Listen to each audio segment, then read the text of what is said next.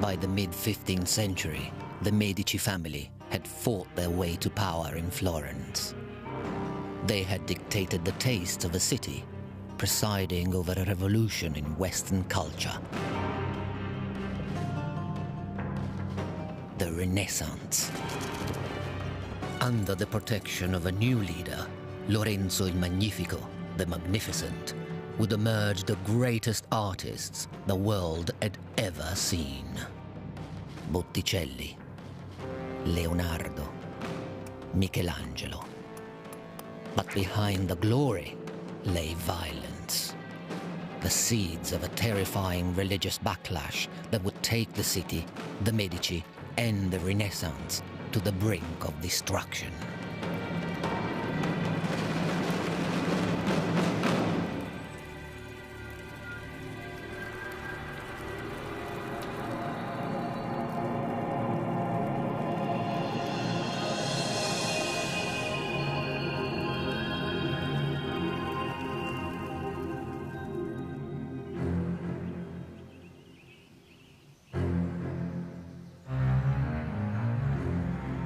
August 1466, the most powerful family in Florence, the Medici, were in danger.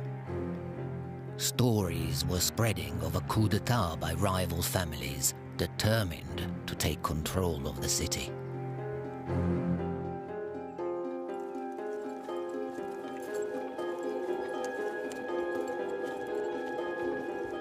Recalled from their country retreat, the Medici began the journey back to Florence.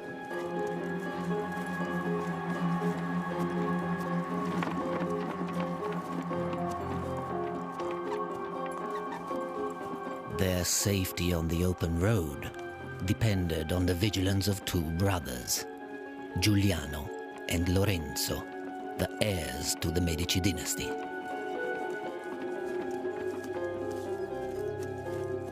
As the elder son, Lorenzo rode on ahead to ensure safe passage for their father.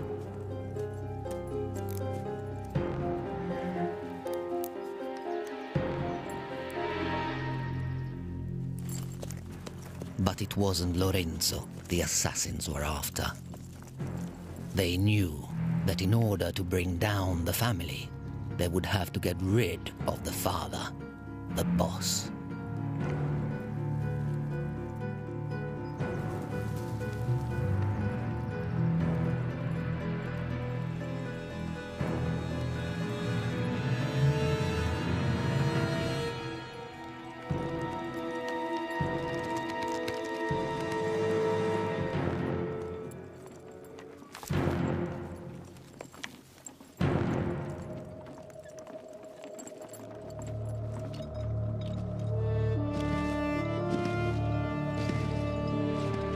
Lorenzo's quick thinking had saved the family from disaster. And the Medici retained control over the political and financial empire built by Lorenzo's grandfather. But this legacy had come at a price. The Medici and their followers have generated a tremendous amount of animosity in the old citizen class. So the city is full of hostility and resentment against the Medici.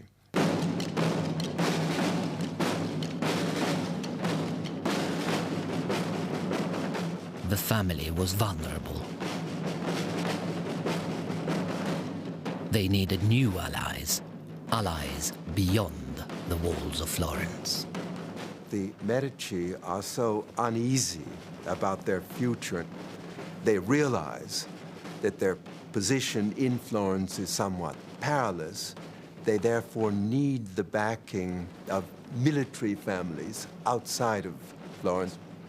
And for the first time in the history of the Medici family, they actually go outside the city for a spouse.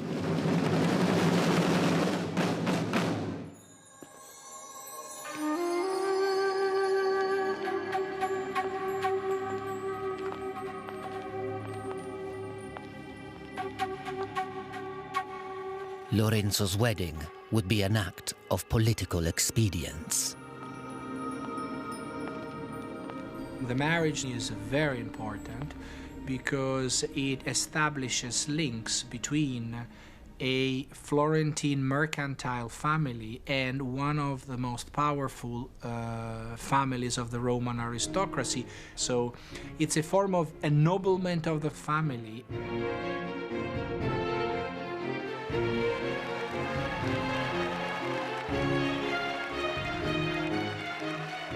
Clarice Orsini was a wise choice. The daughter of a Roman baron and the niece of a cardinal, she brought connections, class, and military muscle to the Medici family.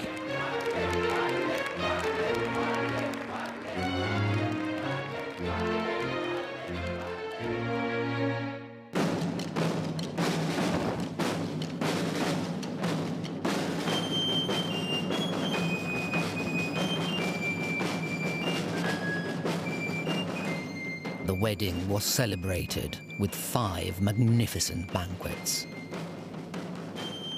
For friends of the Medici, this was the dawn of a vibrant new era.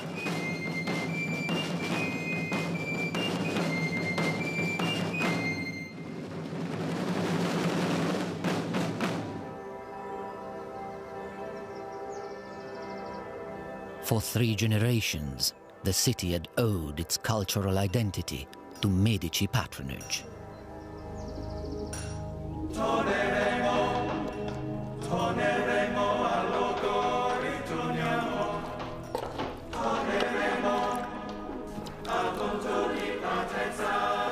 Florence had become a cultural factory in which artists competed for the next great commission. For the workshops of the city, business had never been better. The scene in one of these places must have been extraordinary, absolute chaos. You'd have patrons running in and out, looking at work that was in progress, commissioning new works, people mixing colours in the corner, chipping away at blocks in another, casting. People would be casting bronzes in another corner. Probably the master artist would be negotiating some of the deal, so he'd be dealing with papers in one corner, looking at people's work, scrapping it, saying he likes that, don't like that, try it like this. It would have just been organised, creative brilliance and confusion, but very sweaty, very dirty, very messy.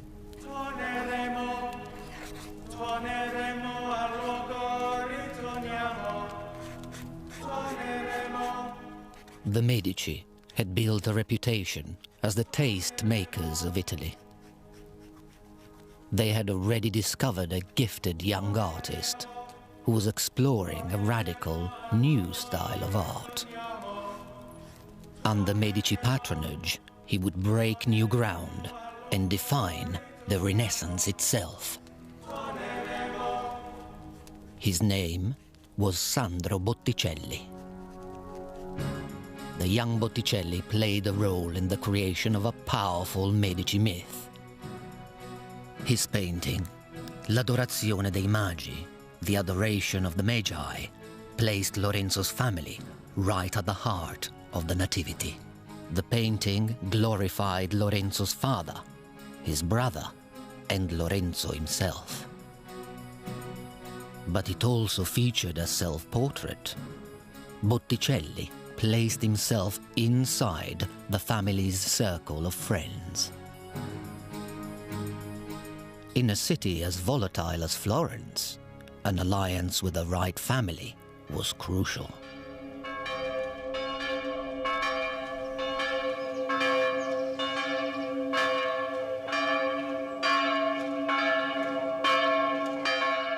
In 1469, the Medici faced uncertainty once again. Within weeks of the wedding, Lorenzo and Giuliano's father finally succumbed to his illness.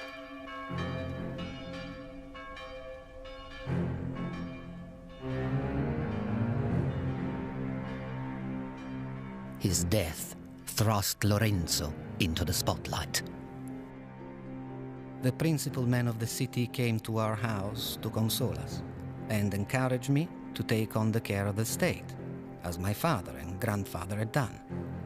Their proposal was naturally against my youthful instincts, and considering that the burden and danger were great, I consented to it unwillingly.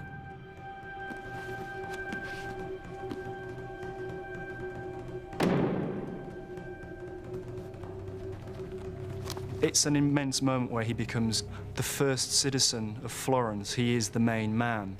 I don't think he really wants to be. I think he has to be because he's very much on a European, even a global stage. He has to be seen to take control. Lorenzo was now the leader of the Medici family and the most powerful man in Florence.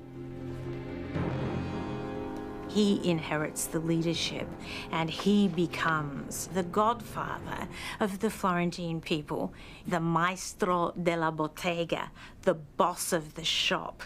And it's arguable that all Florence is Lorenzo's shop.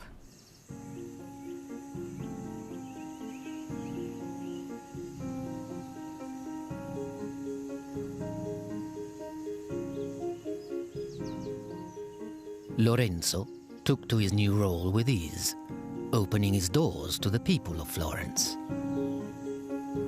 The Medici have been in power a long time by now. They are politically very astute, and I think they've realised that actually the masses, the poor people, can develop their own voice. They can change things. Lorenzo knows that he therefore needs to put something back there. He's just trying to cover all his angles.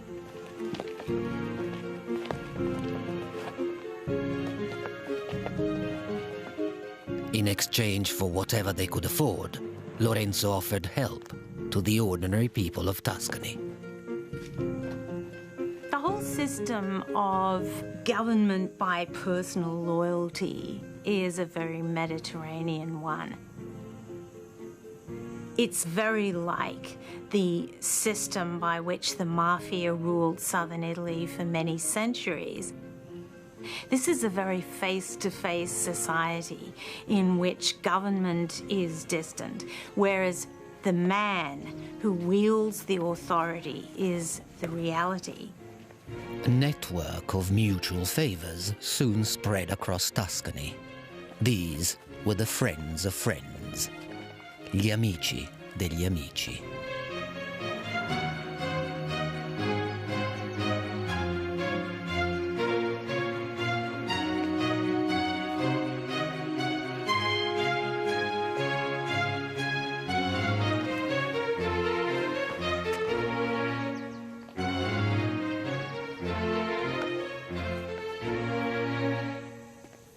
Lorenzo, by offering favors, by having a very large circle of friends, is able to get his way in this city, really as a kind of semi-dictator.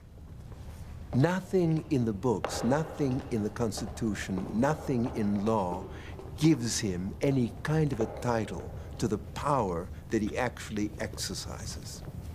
Deep within the Medici palace was an eloquent statement of Lorenzo's extraordinary power. The frescoed Cappella dei Magi, the Chapel of the Magi.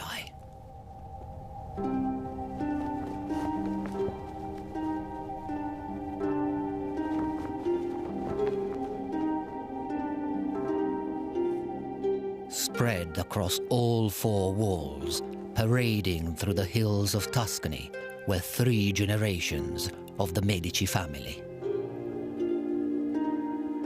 Surrounding the family, hundreds of their loyal friends and followers.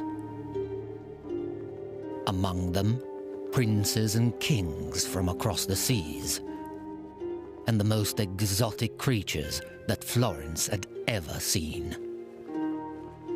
The Medici Palace Chapel is like a little casket of jewels in the center of this huge stony palace. It's gleaming and glistening with applied gold, with iridescent colors. the Medici family, their allies, and amici were shown taking part in the biblical procession of the Magi. The message was clear. They're saying to people, we have the power and the money to do this. So if you become part of the procession of the Magi, it's a way of saying, this is my money, I can buy into this scene. It's quite tawdry in a way. It's a clever way of saying, look at me. No one who saw the chapel could ignore the power of the Medici.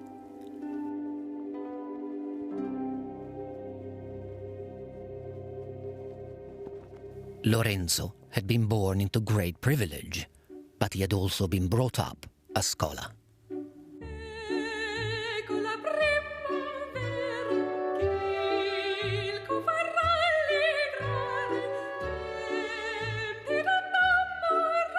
At regular salons inside the Medici Palace, he presided over a world of art and culture.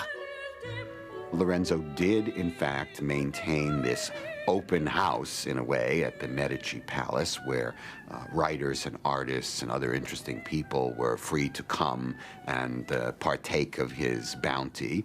So he's a kind of appealingly modern figure. In a world dominated by the church, Lorenzo injected a spirit of secular freedom. And in his own poetry, he tried to capture the mood of his city. How beautiful is youth, youth which is gone so soon. Let him who would be happy seize the moment, for tomorrow may never come. Lorenzo is the life and soul of the city. As a young man, he's a man about town. He's very fashionable. Everybody wants to be with him. He's a good time boy. But beneath Lorenzo's charismatic exterior lay a serious desire to explore the new and the dangerous. And there was no artist in Florence more radical than Botticelli.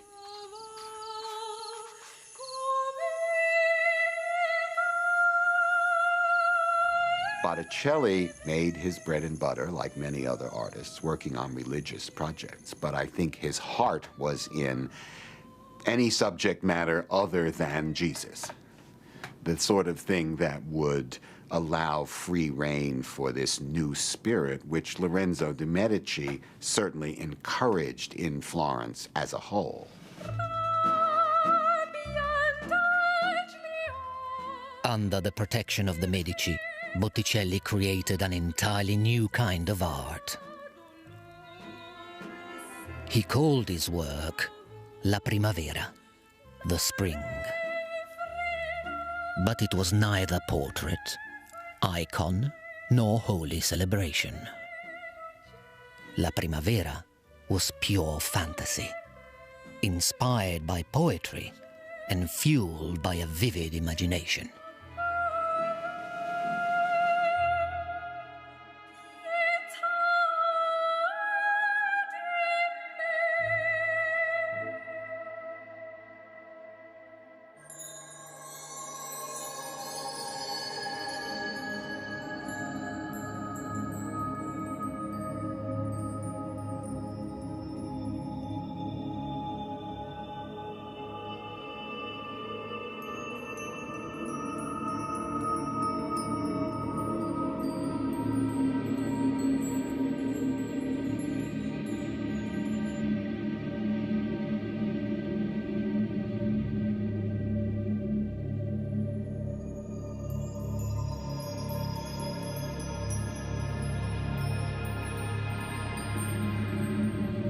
Lorenzo lets Botticelli off the leash.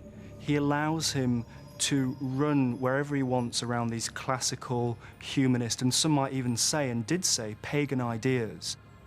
They were very worried that Botticelli was, in a sense, exceeding the boundaries of what Christian art should all be about.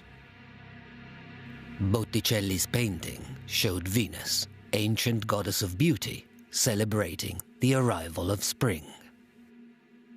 It was a subject guaranteed to please his patron. Venus is the first creature of the pagan universe and therefore is associated to prosperity, eternal youth, fertility, and it suited perfectly the needs of the Medici at the time because it was the quintessential expression of this new golden age, a sort of rebirth of grandiosity of Florence under the auspices of the Medici. But as Lorenzo's world began to flourish, new threats to his future were emerging. There is a very mafia feel to what starts to happen around Lorenzo's time. Florence has always been about large, powerful families vying for control of territory, and this is very much what happens between the Medici and the Pazzi. The Pazzi were a rival banking family. Like the Medici, they ran their local neighborhood. The Pazzi are the second richest family in Florence. But they also have the advantage over the Medici of being an older, grander, more noble lineage. They had lots of knights in their background who went back to the 12th century, and they go on being knights in the 15th century, which the Medici never are. From the moment that Lorenzo takes power, he sees to it that they are kept out of leading office in Florence. Marginalized by Lorenzo's command over the city, the Pazzi decided to take matters into their own hands.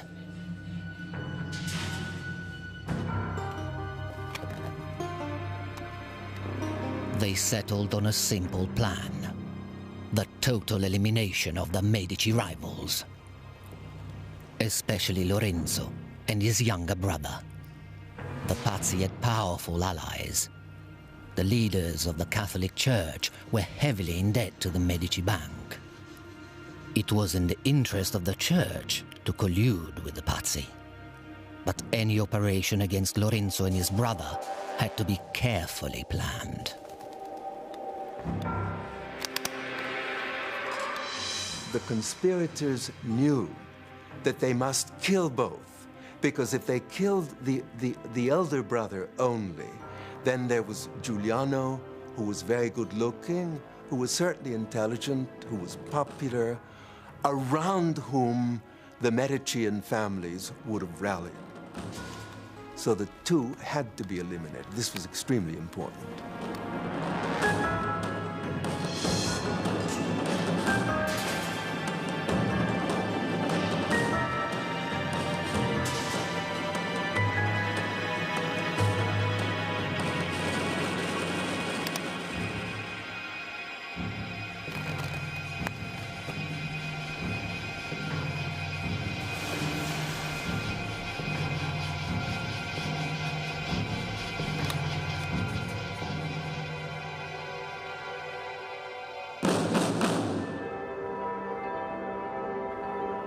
As rumors of the conspiracy spread, a new plot was hatched.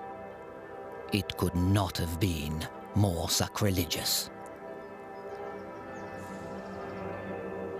Sunday, April the 26th, 1478, Easter Day.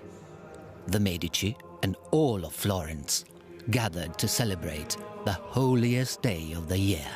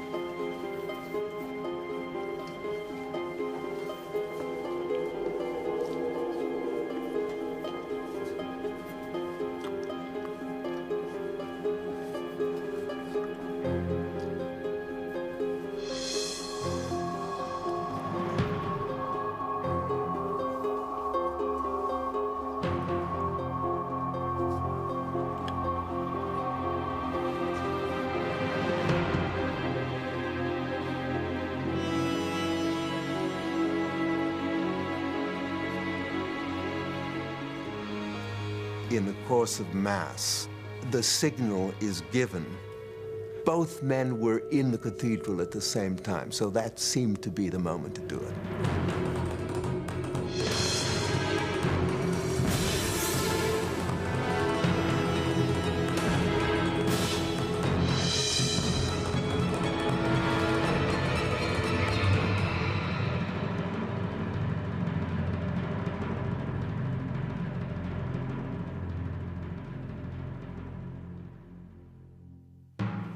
Giuliano de' Medici was stabbed 19 times. He died instantly.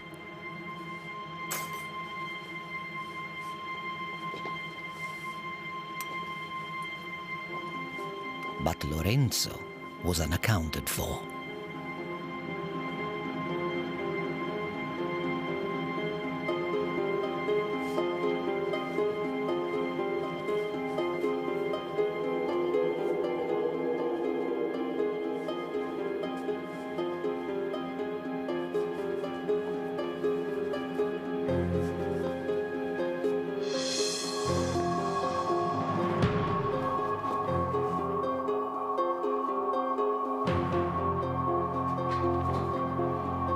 He's wounded, and he shows himself to the crowd.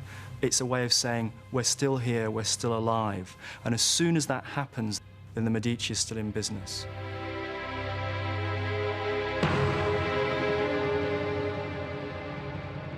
This is where the fact that the Medici had been able to create a web of supporters, this is when this revealed itself being a very smart choice.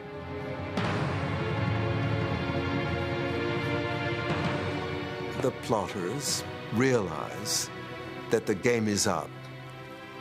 The supporters of Medici were in such rage over what had happened that they were simply ready to kill at will.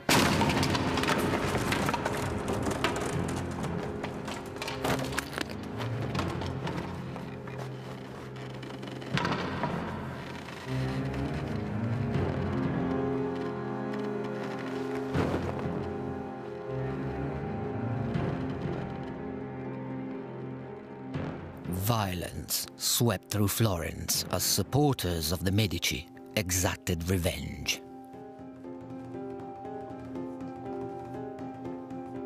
Giuliano's murder sent shockwaves through Tuscany and shook Lorenzo to his core. Medici power now hung by a thread.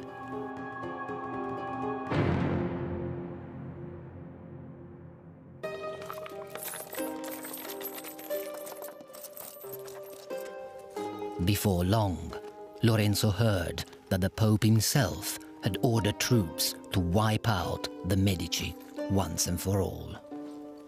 Lorenzo had to act. He decided to travel alone to negotiate with his enemies in the south. He would gamble with his life for the sake of his city. The people of Florence feared for Lorenzo's survival. Even Lorenzo was worried, as his own servant observed. He seemed to be two men, not one. During the day he appeared perfectly easy, restful, cheerful, and confident. But at night he grieved bitterly about his own ill fortune and that of Florence. Lorenzo traveled for nearly a month, sailing 300 miles down the Italian coast. His ship docked at Naples just before Christmas, 1479. Lorenzo arrives in Naples with money, with gifts for all the courtiers, with his charm, and a deal of peace is cut between the two sides. And although the Pope is very unhappy about this, very unhappy, he's kind of brought into it, kicking and screaming.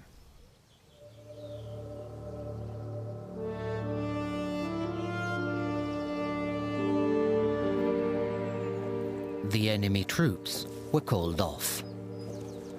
With personal charm, political skill, and hard cash, Lorenzo de' Medici had saved Florence from destruction.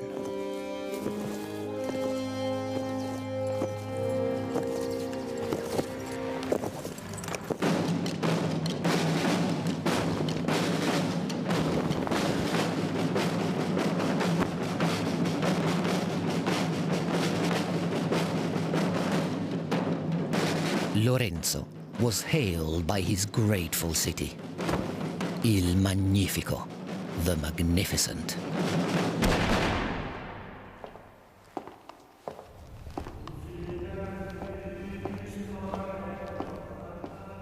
But Lorenzo's experiences had changed him.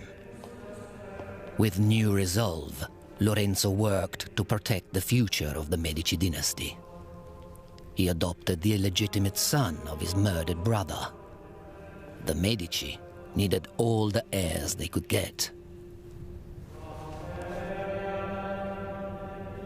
And he took over the city government, declaring that all legislation required his approval.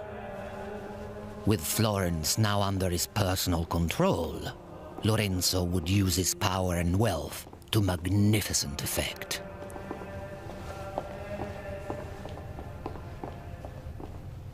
The term magnificentia is a very powerful, effective term at the time, because someone is magnificent if he is able to spend his money virtuously.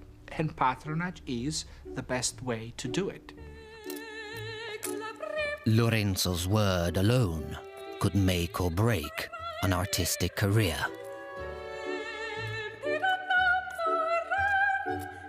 He often commissioned work from one of the busiest studios in Florence, owned by the wealthy craftsman, Verrocchio. Verrocchio left most of the everyday jobs to a group of apprentices. One of them was producing the early indications of extraordinary work, unlike anything Lorenzo had ever seen before.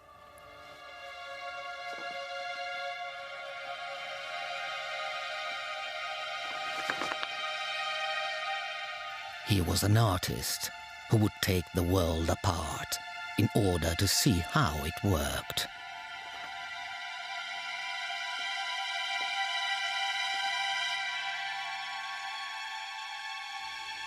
He would soar above the others. His name was Leonardo da Vinci.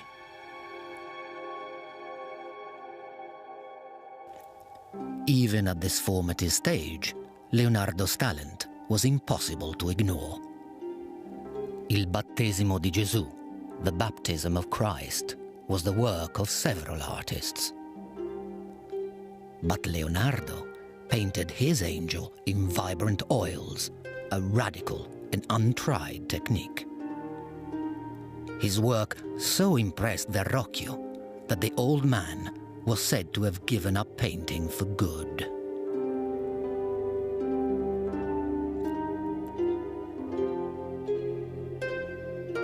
Leonardo was determined to reflect the detail of the natural world.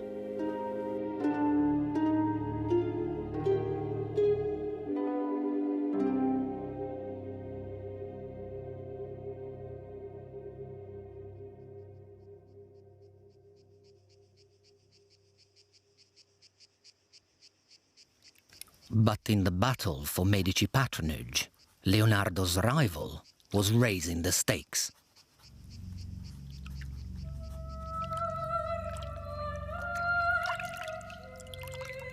Inspired by the classical sculpture in Lorenzo's private collection, Botticelli took his unique style to new extremes.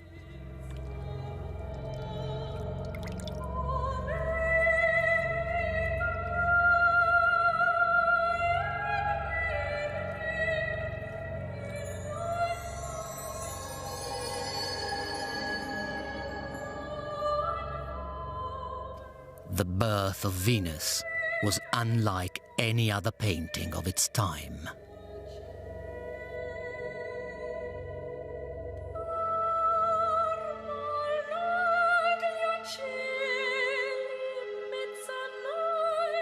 A private commission for the Medici family, it was a daring celebration of human desire.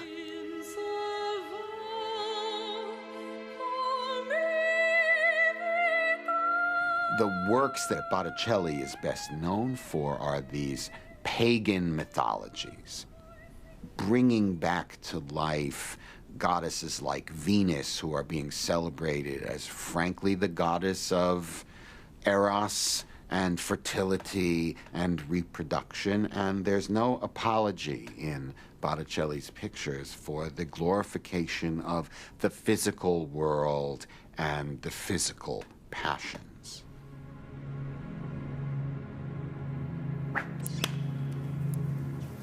But the freedom that Lorenzo brought to Florence was about to come under threat. One man believed Lorenzo was leading the city on a decadent path to destruction. A Dominican monk by the name of Savonarola.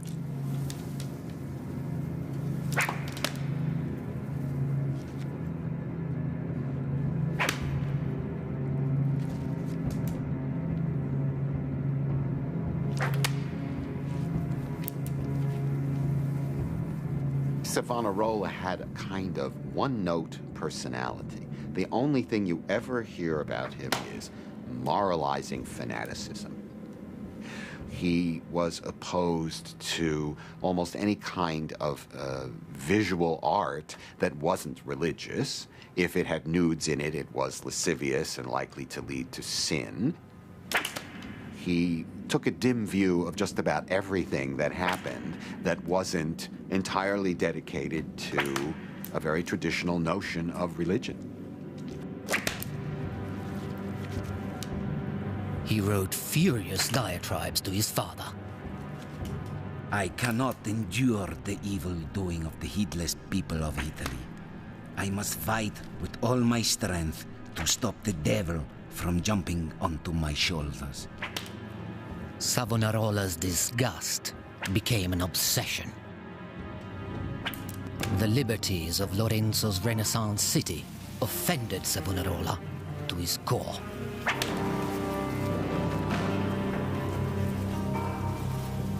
Sickened by what he saw around him, he turned his zealous hate towards Lorenzo as the focus of all that was sinful.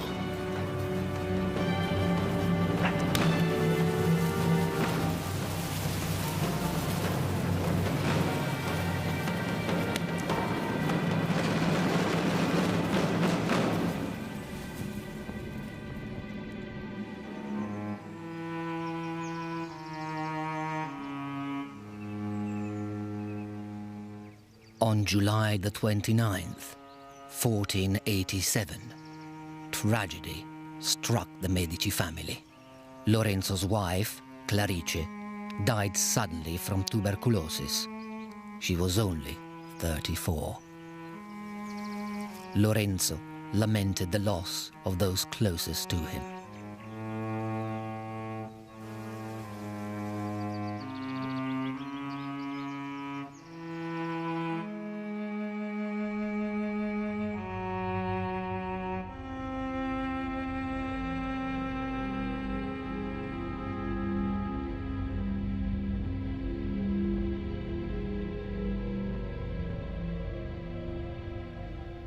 Lorenzo found solace, as always, in art.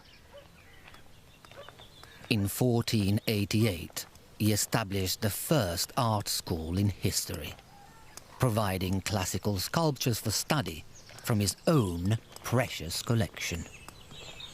Here, he spotted a precocious young talent who was working with marble for the first time.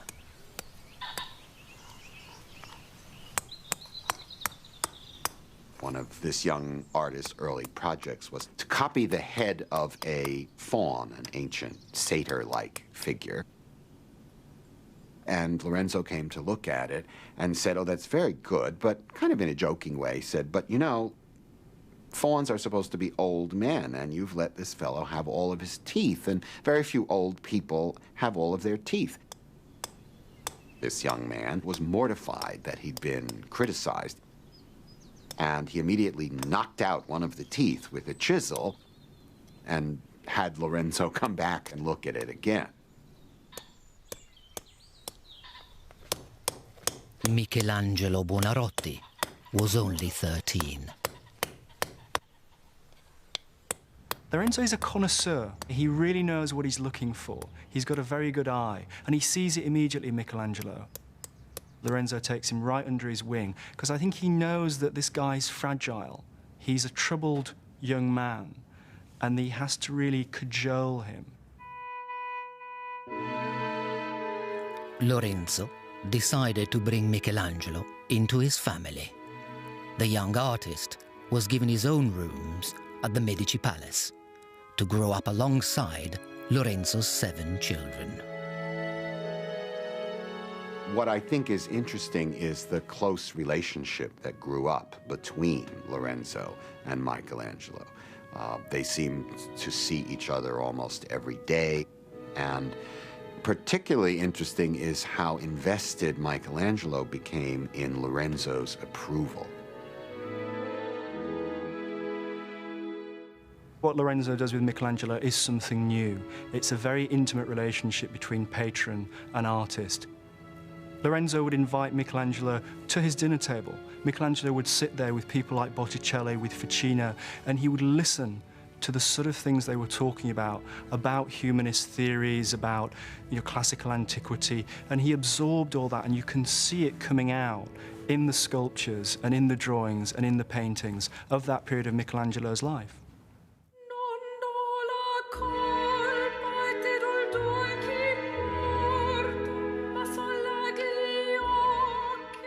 As the young Michelangelo learned his craft, his talent was pulled in 2 different directions. He applied himself to traditional religious subjects with great devotion, but he was increasingly drawn to the raw drama of the classical legends he heard at home.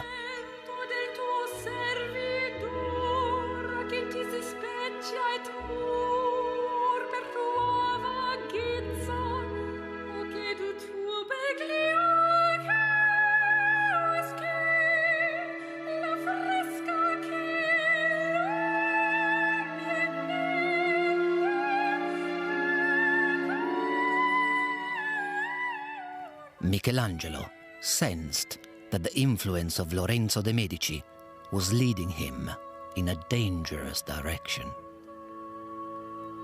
And he was not alone. Savonarola had found an audience for his beliefs.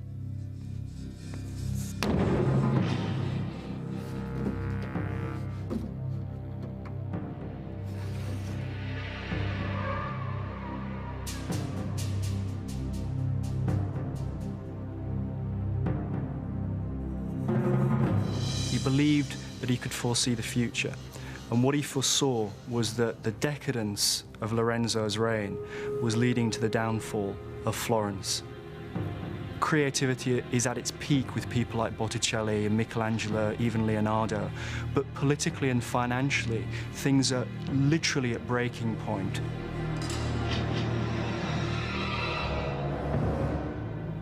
Florence was split down the middle between the people who wanted a kind of elegant, intellectual, secular lifestyle, and the people who felt that Savonarola was making a good point, that the society had gone off the track in this new direction. Under Lorenzo, Florence had reached new heights of culture and sophistication. But swept up in the excitement, Lorenzo had loosened his grip on the family business.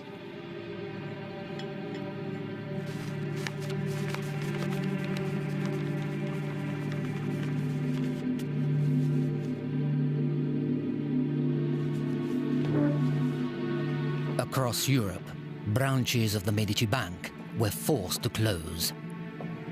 Lorenzo had lost a fortune, and now the family's network was falling apart.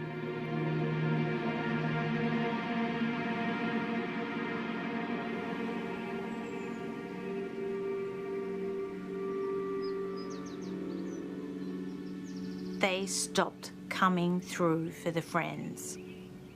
Their whole power depended upon being godfathers, upon maintaining this circle of loyal followers to whom they had obligations and who could reasonably expect their obligations to be fulfilled. There were more people asking for favors than favors to be distributed. And inevitably, some people went away empty-handed and unsatisfied.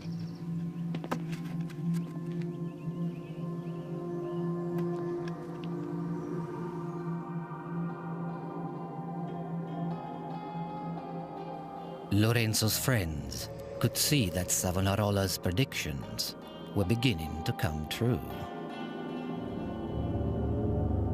In 1492, Lorenzo fell seriously ill.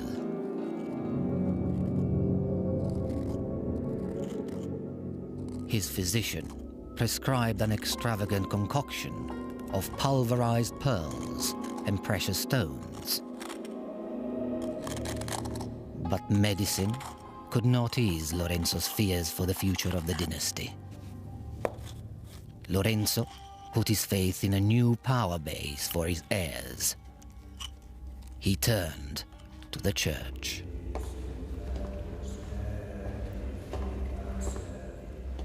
At just 16, Giovanni de' Medici was already a cardinal. The position had cost Lorenzo a fortune he could barely afford.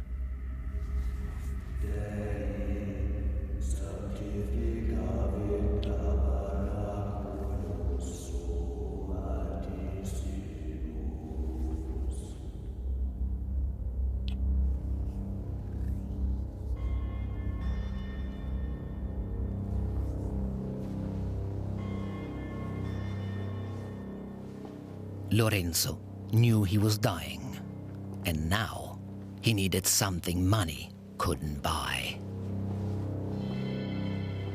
All of your writing about youth, all of your books in your library, and all of your authors writing about classical philosophy are not functional to the very ultimate thing that you need, which is the redemption from all of the sins you have committed. Fearing eternal damnation, Lorenzo called Savonarola to his deathbed, seeking absolution. But Savonarola's judgment was harsh. He damned Lorenzo.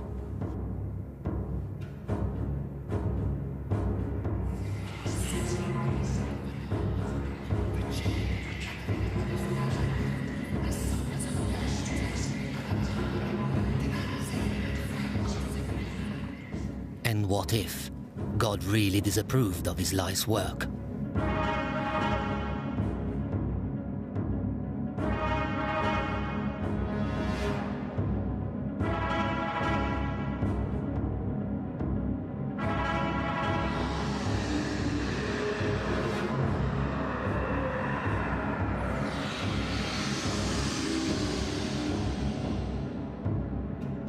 At the age of 43, Lorenzo died, fearing hell to his last breath.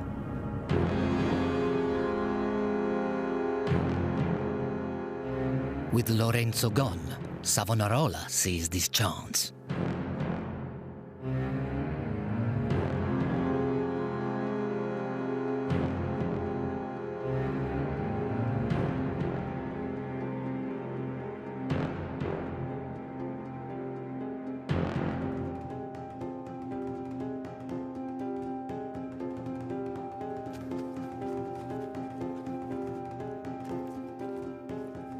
Even Botticelli was swept along. Shaken by the changing world around him, he embraced Christianity with a newfound fervor.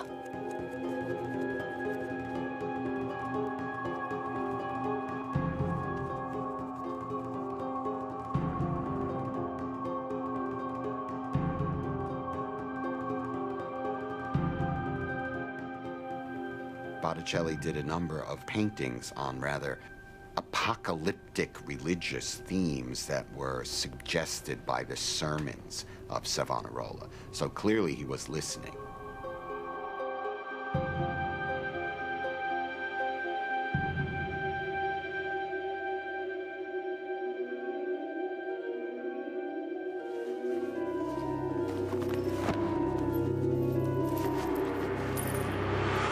Under Savonarola's fundamentalist regime, prostitutes were beaten and homosexuals burned.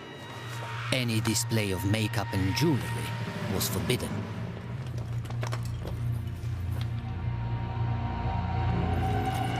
And Savonarola's commands were enforced by gangs of militant youths.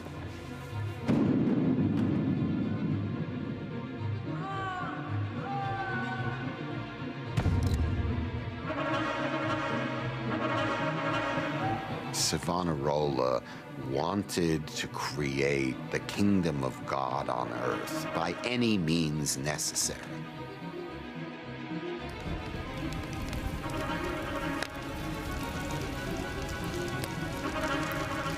Savonarola organized an enormous public burning.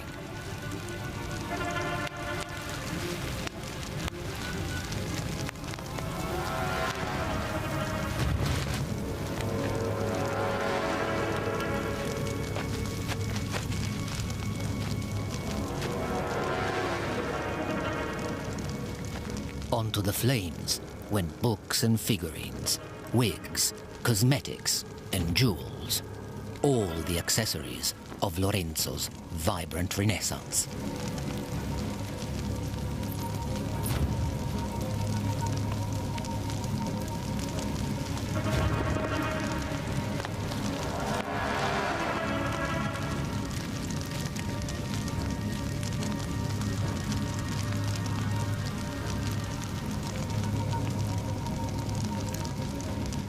Now, even Botticelli, for fear of damnation, joined the frenzy of destruction.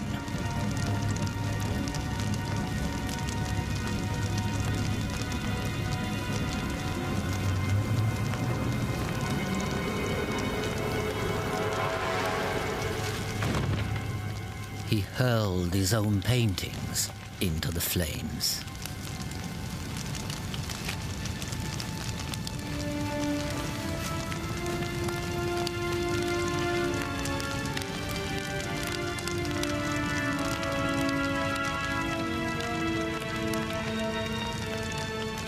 The Inferno would become known as the Bonfire of the Vanities.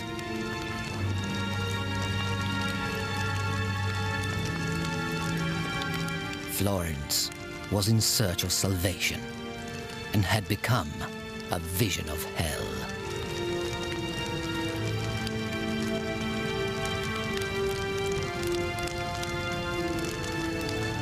Was the Renaissance itself going up in smoke?